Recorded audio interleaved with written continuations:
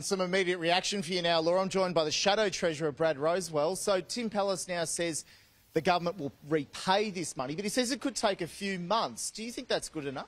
The Victorian government has known that this has been an issue since October, since the High Court handed down a very clear ruling that the collection of this tax was illegal. They now, with 26 days to go before Christmas, say that it's going to take another couple of months to get these payments paid back to Victorians who have paid this tax illegally. Simon, frankly, it is not good enough.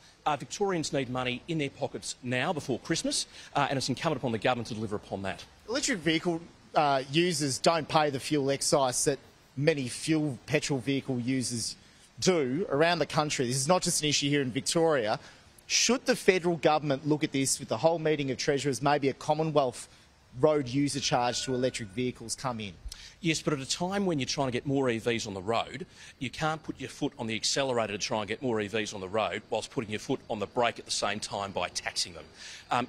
Governments need to decide. Yeah, we probably do need some federal leadership here, and I'd be encouraging Jim Chalmers to consider that as well. Well, he did take an interest in this case, but do you think the government's been caught a little bit flat-footed here with this ruling? I mean, Tim Pallas, even though the High Court has said that it's unconstitutional, he completely disagrees with it. Well, when they introduced this tax, the Victorian Labor government introduced this tax a number of years ago, there were warnings even at that stage about the constitutional validity of this tax being introduced or not.